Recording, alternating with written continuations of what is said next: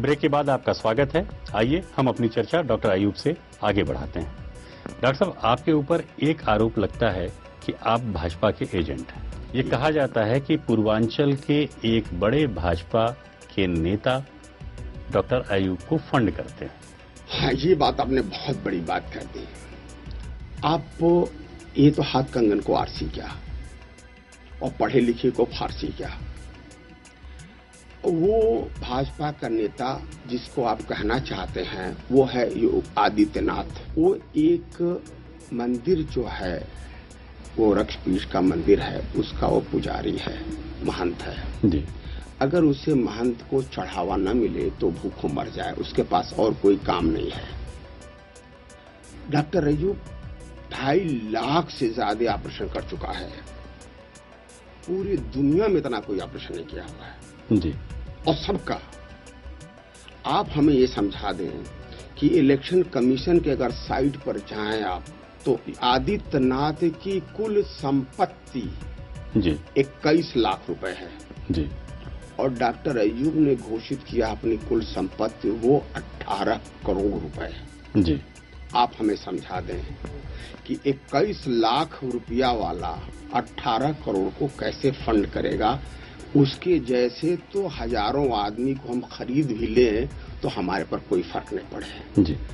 अगर मुलायम सिंह की, शिवपाल जी की, अखिलेश जी की, डिम्पल जी की, धर्मेंद्र की, राम गोपाल की, सबकी अगर आप संपत्ति इकट्ठा कर लें जी। उसमें अडवाणी की भी जोड़ लें तो सबकी संपत्ति 16 करोड़ आती है और डॉक्टर अयूब की संपत्ति पूरी जो इलेक्शन कमीशन में दर्शाई गई वो 18 करोड़।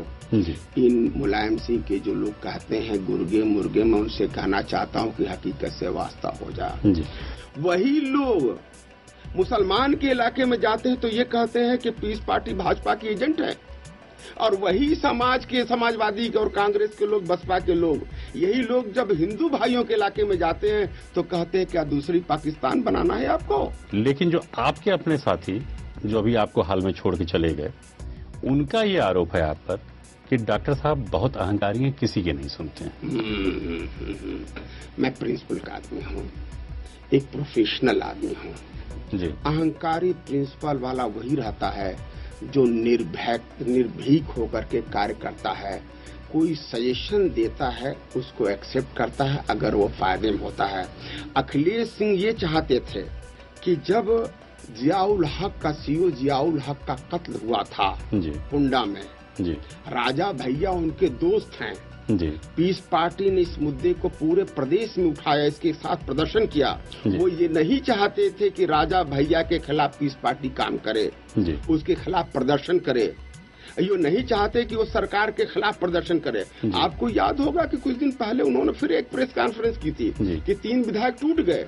वो टूट गए तब उन्होंने किया था कि जब कन्नौज में डिम्पल यादव चुनाव लड़ रही थी और पीस पार्टी के प्रत्याशियों का अपहरण किया था, पदाधिकारियों का अपहरण किया था, तो उन्होंने लोगों का, मुसलमानों का डाइवर्ट करने के लिए नहीं। लेकिन अनीसुर रहमान साहब और मलिक कमाल यूसुफ साहब की क्या नाराजगी है? हाँ, ये देखो ऐसा है ना कि कुछ लोग होते हैं जो मिशन के लिए, अपने उद्देश्यों के लिए विपरीत परिस्थितियों में भी काम करते हैं। डॉक्टर अयूब और पीस पार्टी उसकी एक मिसाल है। कुछ लोग हैं जो अपने फायदे के लिए वो दुश्मनों के साथ मिल सकते हैं। एक चीज देखी गई है कि जहां जहां आपने मुसलमान प्रत्याशियों के अलावा दूसरे प्रत्याशी खड़े किए, वहां उन प्रत्याशियों का भी वोट मिला आपको, उनकी मतलब जो भी फॉलोइंग थी उनके समाज का भी मिला और मुसलमान वोट ट्रांसफर हुआ। ऐसा हुआ? जी बिल्कुल सही जी। अब ये कहा जा रहा है कि डॉक्टर साहब मुस्लिम वोट ट्रांसफर करा सकते हैं, ये उनके अंदर ये कुव्वत है, लेकिन ये भी आप पे आरोप लगता है कि आप इसकी पूरी कीमत वसूलते हैं। यानी पैसा देके टिकट बांटने का आरोप जैसे बसपा पे लगता है वो आप पर भी लगता है। मैं ये कहना चाहूंगा, जहां तक आरोप प्रत्यारोप, तो मैं एक उदाहरण देना चाहूंगा जी। उससे आप नहीं डॉक्टर साहब, ये सच है ये झूठ? ये तो बिल्कुल 100% गलत है जी। मैं इसका उदाहरण ये आरोप क्यों लगता है? मैं उदाहरण में दे रहा हूँ ना जी। भारतीय जनता पार्टी का एजेंट है, भारतीय जनता पार्टी जीतेगी, पैसा लेकर टिकट बांटते हैं, है। तो ये आरोप है क्योंकि और कोई तो उन्हें मिलता नहीं है। तो जो संगठन, जो नेतृत्व उन मुसलमानों को, उन अति पिछड़े समाज को, अति दलित समाज को जो उनका हक दिलाना चाहती है, उन्हें सत्ता, जो मार्जिनलाइज है उन्हें सत्ता मिलाना चाहती है, तो उससे आरोप तो ये लगाएंगे क्योंकि इनके पास कुछ है नहीं। क्योंकि सिवाय, मैं तो सारे आंकड़े दे रहा हूं आपको, मगर इनके पास और कुछ नहीं है आरोप लगाने के। ये तो नया नया आरोप रोजाना गढ़ते रहेंगे। आपका एक एजेंडा ये भी रहा है कि काला धन वापस लाओ, यही बाबा रामदेव का भी एजेंडा है। डॉक्टर अय्यूब पहला एक व्यक्ति है जी, आप क्योंकि डॉक्टर साहब इनका भी एजेंडा है। नहीं, आप रिकॉर्ड देख लो जी।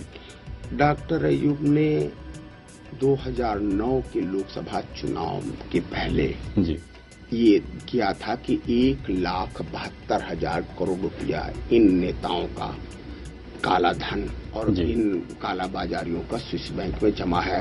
उसके पहले देश का कोई नेता ने काले धन के बारे में बात नहीं की है जी। मैं उससे कदम ये आ जाता हूँ। नहीं, मंच साझा करेंगे? मंच साझा करने में नहीं, मंच साझा करने का कोई मतलब नहीं है, क्योंकि बाबा रामदेव को जब मानववादी लगता है ये मोदी, तो उसके ही जैसा आदमी विकृत मानसिकता को तो कोई हो नहीं सकता। मैं तो ये कहूंगा आडवाणी जो देश के लोगों का हजारों की तादाद में हिंदू मुसलमानों का खून बहाया है, ऐसे लोगों से पीस पार्टी से किसी तरीके के समझौता या मंच शेयर करने का मतलब नहीं होता है। डॉक्टर अय्यूब तो ये भी कहता है कि इस देश में सभी नेताओं का, सभी राष्ट्रीय अध्यक्ष पार्टियों का और सभी लोगों का जो भी संवेदनशील पदों पे हैं, उन सब का नार्को टेस्ट होना चाहिए। और डॉक्टर अय्यूब प्रस्तुत करता है अपने आप को सबसे पहले कि नार्को टेस्ट हो, और विधायक बनने के पहले, एमपी बनने के पहले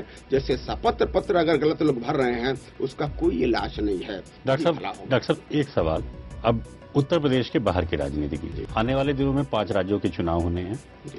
पीस पार्टी किन किन राज्यों में चुनाव लड़ेगी और कहां उसका फोकस होगा?